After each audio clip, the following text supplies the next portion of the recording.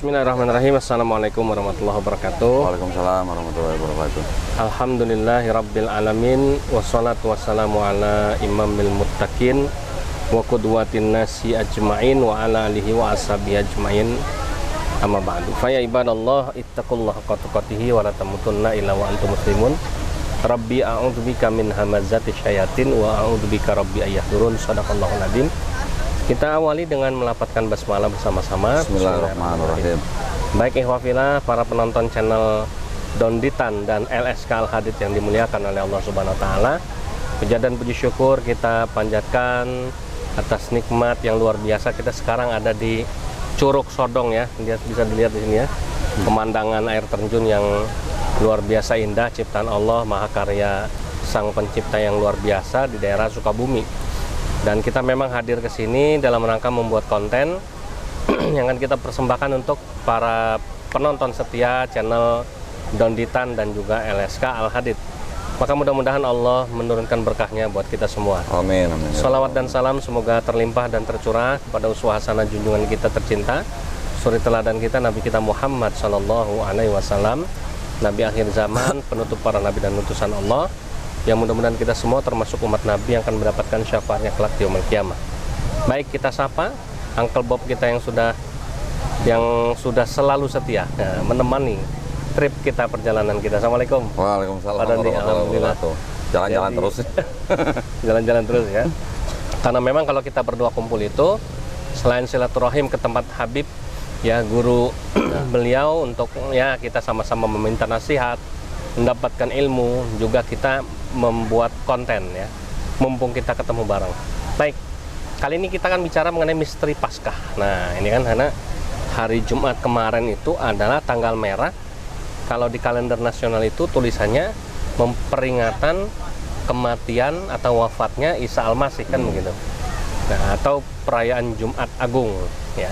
Yang kita yakini kalau di kekristenan itu Yesus itu mati disalib pada jam 12 siang hari Jumat, kemudian jam 3 sore dinyatakan meninggal, kemudian 3 hari kemudian katanya, tepatnya hari Minggu pagi jam 9 sudah bangkit gitu ya. Kemudian 40 hari berikutnya ya Yesus naik ke surga. Nah ini ya, maka nanti ada peringatan lagi kenaikan Isa Al-Masih.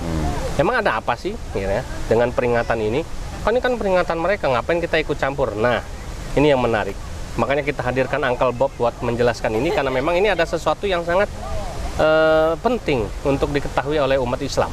Sekali lagi, tujuan kita membuat konten ini adalah untuk kaum muslimin ya, untuk mencerdaskan kaum muslimin, untuk memberikan edukasi kepada kaum muslimin, supaya kaum muslimin tahu bagaimana metode-metode pendangkalan akidah yang dilancarkan oleh kaum Nasrani. Nah, ada beberapa hal dari saya untuk awal ya. Nanti Uncle Bob akan menyempurnakan apa yang saya sampaikan. Yang pertama, penyebutan hari raya dengan menyebut nama Isa Al-Masih ini sudah menjadi masalah. Ya, mereka kan nyebutnya Yesus Kristus. Kenapa nggak disebut aja ya kematian Yesus Kristus? Kenapa harus Isa Al-Masih? Isa Al-Masih itu adalah penyebutan bagi umat Islam, kan begitu. Dan bagi umat Islam sudah jelas dalam Al-Quran ya, wa ma qataluhu wa ma shalabuhu walakin syubbiha lahum. Allah berfirman demikian. Dan Nabi Isa itu tidak pernah dibunuh, tidak pernah disalib ya. Yang disalib dan dibunuh itu adalah orang yang diserupakan dengan Nabi Isa. Sehingga di sini kalau ada peringatan kematian Isa Al-Masih, ini jelas ada upaya untuk menipu umat Islam dong. Gitu ya. Sementara akidah umat Islam jelas menolak kematian dari Yesus, penyaliban Yesus, karena di Al-Quran katakan demikian. Nah, kalau dia pakai istilah Isa Al-Masih, pakai aja istilahnya sendiri kan begitu ya, Yesus Kristus. Nah, ini yang sangat penting juga perlu kita kupas dan kita bahas ya. Sehingga makanya berikutnya kita serahkan kepada Uncle Bob kita untuk mengungkap misteri-misteri yang lain yang ada dalam seputar perayaan Paskah ini gitu ya. Baik, tidak membuang waktu, kita persilahkan kepada Pak Donditan untuk bisa menyampaikan materinya. Silakan Pak Dondi. Baik, Assalamualaikum warahmatullahi wabarakatuh. Assalamualaikum warahmatullahi wabarakatuh. Tapi kan gini Tat, ngomong-ngomong, hari Jumat kemarin libur tanggal merah itu kan sebenarnya hari rayanya umat Nasrani kan, ya, Kristen kan. bukan hari rayanya umat Islam gitu kan. Ya. Jadi ya kalau mau disebut wafatnya Isa Al-Masih atau Yesus Kristus sih itu memang sudah apa namanya ya kebijakan pemerintah bahwa itu adalah hari libur umat Kristen gitu kan. Memang kalau di dalam Quran disebutkan bahwa Isa Al-Masih kan tidak dibunuh dan tidak disalib. Ya memang perlu kedewasaan sih ya kalau dalam hal ini ya. Perlu kedewasaan dalam memandang, oh ini adalah kepercayaan umat Nasrani gitu kan. Kita sebagai umat Muslim mempercayai bahwa Isa Al-Masih alaihissalam tidak dibunuh dan tidak disalib, ya itu kepercayaan kita. Ya inilah bentuk apa namanya toleransi lah ya. Kita tahu, tetapi seperti tadi Pak Ustadz Yusuf katakan bahwa kita perlu tetap membentengi akidah kita ya. Kepercayaan mereka dengan disebut Isa Al-Masih atau Yesus Kristus mati di atas kayu salib itu kepercayaan mereka. Tapi kita juga harus tahu, kita juga harus paham, kita juga harus meneguhkan gitu akidah kita bahwa Yesus Kristus atau Isa Al-Masih itu tidak dibunuh dan tidak disalib menurut Al-Quran. Baik. Nah kalau kita bicara Paskah lagi ya, kita bicara dari ke belakang dulu nih. Apa sih Paskah itu? Gitu ya. Paskah itu kan sebenarnya kan hari rayanya awalnya nih, hari rayanya umat Yudaisme, gitu ya. Mereka merayakan Paskah itu untuk merayakan pembebasan bangsa mereka, ya leluhur mereka, bangsa Israel keluar dari Mesir, gitu ya. Ceritanya kan cukup panjang. Nah, tetapi kok tiba-tiba umat Kristen ya dari merubah ya. Nah, umat Kristen dari abad-abad awal itu merayakan Paskahnya untuk memperingati kematian Yesus Kristus di atas kayu salib. Apa sih koneksinya, apa sih korelasinya apa gitu antara yang sebenarnya ya.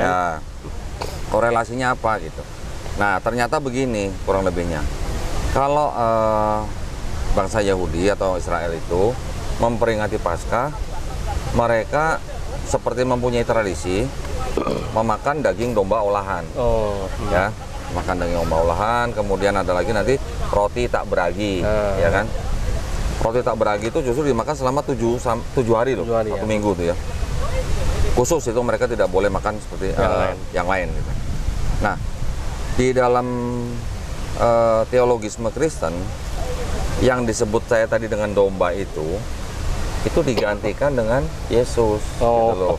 Yesus menjadi tumbal itu ya. Domba untuk acara Paskah itu gitu. Di mana domba itu dikorbankan untuk menebus dosa manusia. Ya, jadi ada pergeseran kan? Ada pergeseran makna yang tadinya nih domba ini untuk merayakan pembebasan bangsa Israel dari Mesir. Yang ini dombanya untuk membebaskan umat manusia dari dosa gitu misalnya. Itu teologis ya.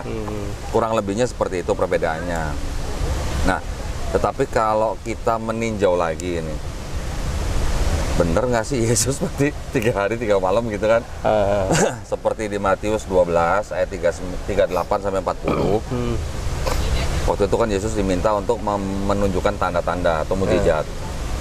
Yesus kan mengatakan bahwa angkatan ini tidak akan mendapatkan tanda-tanda selain daripada tanda Nabi Yunus. Di mana dikatakan Nabi Yunus 3 hari di dalam perut ikan, 3 hari 3 malam ya di dalam perut ikan. Begitu juga anak manusia 3 hari 3 malam di dalam rahim perut bumi, atau istilahnya di dalam kubur gitu kan. Jadi kalau saya ini mengutip nih ya, saya sangat apa namanya, saya ini fans beratnya almarhum Syekh Ahmed Didat, gitu. Karena juga melalui ceramah beliau saya menemukan hidayah dari Allah Subhanahu Wa Taala. Syekh Ahmed Didat waktu itu mengatakan begini, bahwa di Matius 12:38-40 itu Yesus mengatakan tanda-tanda tidak akan diberikan kepada angkatan ini, maksudnya yang mereka yang meminta tanda itu selain daripada tanda Nabi Yunus. Nabi Yunus 3 hari 3 malam di perut ikan, Yesus 3 hari 3 malam di kubur. Nah, terjadinya bagaimana? Yesus disalib, ya menurut Bible disalib. Ada yang bilang jam 12 siang. Ada yang bilang jam 12 siang belum disalib, ya kan? Itu aja udah berbeda. Kemudian rata-rata mengatakan bahwa jam 3 dia wafat. Ya. Anggaplah jam 3 sore sampai jam 6 sore, anggap nih 1 hari lah anggap. Ya. Berapa tuh 1 hari kan? Kemudian jam 6 sore umat Yahudi kan memperingati Sabat itu kan dari jam 6 sore sampai besok sorenya kan. Jadi kalau jam 3 sore sampai jam 6 sore 1 hari. Jam 6 sore sampai jam 6 pagi berapa? 1 malam kan? Ya. Sabtu pagi jam 6 sampai Sabtu sore jam 6 1 hari. Berarti 2 hari kan? Kemudian jam Sabtu sore jam 6 sampai Minggu pagi 1 malam. 1 malam.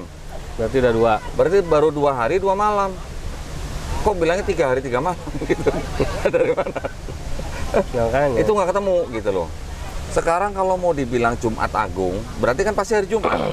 Ada teori yang mengatakan bahwa itu ternyata disalibnya bukan hari Jumat gitu. Oh gitu. Hari sebelumnya gitu. Jadi biar ngepas-ngepasin jatuhnya hari Minggu gitu. 3 hari 3 malam. Tetapi semua tradisi mengatakan bahwa itu Jumat Agung, yang diperingati juga Jumat Agung gitu kan. Jadi kalau Jumat Agung terus maunya hari Rabu atau hari Kamis kan jadi bukan Jumat Agung. Udah beda lagi, udah bukan Jumat Agung lagi, gitu kan. Nah, jadi setelah itu kita juga melihat 3 hari 3 malam, ternyata kalau hitung dengan diskon tadi yang hari Jumat 3 siangnya sampai 6 ya. Itu baru 2 hari 2 malam. Betul. Itu aja udah berbeda gitu. Nah, kemudian konsep memperingati Paskahnya juga berbeda. Yang mana Yahudi memperingati untuk pembebasan umat Israel dari bangsa Mesir. Yang ini memperingati Yesus disalib, mati di atas kayu salib, menebus dosa manusia. Itu perbedaannya. Nah, kenapa bisa beda seperti itu? Itu ya. Kira-kira kita pernah pikirin nggak? Bayang kenapa nggak sih? Kok bergeser gitu ya? Nah, rupanya kan memang kekristenan itu kan memang dibangun atau tercipta pada zaman mereka hidup di dalam penjajahan Romawi, ya, betul. Ya kan? Pada zaman masyarakat yang sangat kental dengan penyembahan pada paganisme, ya, gitu kan? Diciptakan pada zaman masyarakat itu semuanya mempunyai konsep, misalnya Tuhan turun ke bumi menjadi manusia. Nanti ada Perseus, ada Hercules, gitu ya. Yang mana mereka menjadi manusia setengah dewa, gitu. Kemudian Tuhan bermanifestasi menjadi manusia, kemudian menjadi juru selamat. Itu semuanya ada gitu loh. Ya. Di ajaran-ajaran Romawi kuno dan Yunani kuno gitu.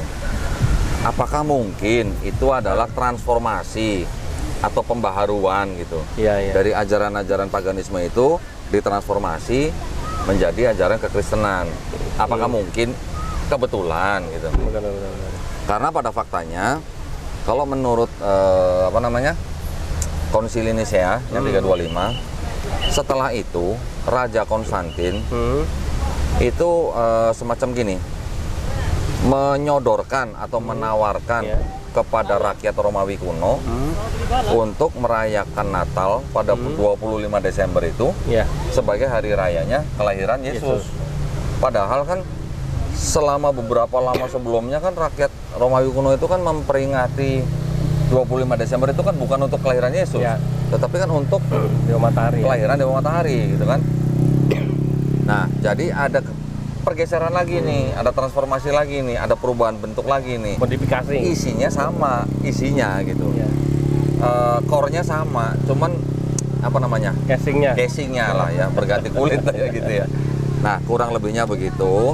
Nanti mungkin kalau ada yang bisa saya tambahkan lagi. Iya. Nah, jadi setelah di Romawi kuno sudah berubah bentuk, yang tadinya untuk ini menjadi untuk untuk kematian Yesus atau kelahiran Yesus yang Natal gitu ya. Itu yang menjadi diperkuat dengan politik. Di politik mereka semakin kuat karena mereka bersinergi dengan politik gitu loh. Dengan penguasa. Begitu juga politik membutuhkan mereka untuk menarik simpatik masyarakat, untuk mencari kekuasaan gitu loh. Ya, kira-kira gitu teman. Nanti kalau misalnya ini saya tambahin.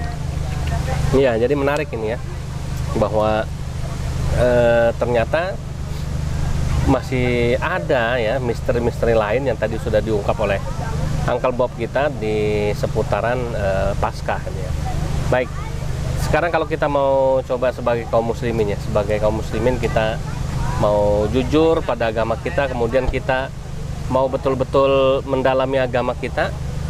Setiap perayaan-perayaan yang dirayakan oleh kaum muslimin itu sesungguhnya semuanya itu memang betul-betul kita rayakan sesuai dengan ibaratnya itu standar yang sudah memang dituntunkan oleh baginda Nabi kita Muhammad SAW. Misalnya contoh, orang bilang Idul Fitri ya, bahwa Idul Fitri itu sudah jatuh pada tanggal 1 Syawal. Sebelumnya ada rangkaian ibadah puasa Ramadan yang sebentar lagi kita laksanakan. Itu semua bukan karangan, bukan sejarah tadi ya. Ada berbau modifikasi, berbau transformasi, berbau dengan bercampur baur atau bersinkretisme dengan ajaran-ajaran budaya-budaya sebelumnya. Jadi ini menjadikan kita tambah bersyukur bahwa dan tidak ada, ini merupakan ibadat agama lain kemudian diambil lantas setelah itu dijadikan ajaran perayaan agama dia sendiri ya. Ini kan juga menarik ini ya. Misalnya contoh ibadah kurban saja ya dalam Al-Qur'an. Ya, ini mengenang sejarah Nabi Ismail dan Nabi Ibrahim. Justru orang-orang Yahudi sendiri menghormati ibadah umat Islam kan ya. Kenapa? Karena memang bukan merubah ya, bukan kemudian menyontek gitu ya, memplagiat, tapi memang menyempurnakan. Nah ini nih sesuatu yang tentu berbeda yang harus kita syukuri ya. Sehingga alhamdulillah apapun yang dirayakan oleh kaum muslimin ini betul-betul sesuai dengan perintah dan tuntunan dari Allah dan Rasulnya Muhammad SAW. Dan kita tadi sudah dapat pencerahan bahwa ternyata Paskah itu awalnya adalah ibadatnya orang Yahudi untuk merayakan kebebasan bangsa Israel dari Mesir gitu ya, dari Fir'aun gitu ya, oleh Nabi Musa yang membawanya. Nah ternyata diambil oleh orang-orang Nasrani, dirubah ya, dimodifikasi oleh mereka sebagai hari raya Paskah dengan simbol Yesus sebagai penebus dosa. Wah ini kan sudah sesuatu yang luar biasa. Tentu kalau orang Yahudi kira-kira kalau tahu ini komentarnya apa itu?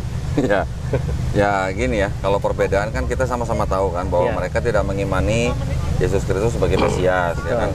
Kita umat Muslim mengimani Yesus Kristus atau Isa Al-Masih sebagai Mesias. Tetapi pergeseran itu ya buat umat Yahudi paling mereka ya cuma bisa ketawa gitu. Apa urusannya gitu loh, Paskah yang memperingati bangsa bebas dari Mesir menjadi Yesus yang mati karena menebus dosa gitu. Baik, kita nanti mungkin kita lanjutkan. Apa benar Yesus itu menebus dosa manusia? Nah, itu juga boleh juga tuh. Coba diulangi lagi biar pemirsa dengar. Apa benar Yesus itu mati di atas kayu salib untuk menebus dosa manusia ya gitu. Ya, jadi ini selanjutnya kita bisa bahas itu. Insya Allah jangan kemana-mana ya. Insya Allah kita akan sambung lagi dengan kajian-kajian menarik yang lain. Ya tentu memang kalau kajian seperti ini akan banyak hal yang baru ya yang akan kita bisa dapatkan. Baik, terima kasih Pak Dondi ya atas pencerahannya dan juga kepada pemirsa setia channel Donditan dan LSK Al-Hadits. Semoga Allah SWT senantiasa melindungi diri kita dan keluarga kita dari api nerakanya Allah. Amin, amin. Dan sama-sama kita berdoa dengan membaca doa penutup majelis. Subhanakallahumma wa bihamdika asyhadu an la ilaha illa anta astaghfiruka wa atubu ilaik. Wabillahi taufiq wal hidayah. Wassalamualaikum warahmatullahi wabarakatuh. Waalaikumsalam warahmatullahi wabarakatuh.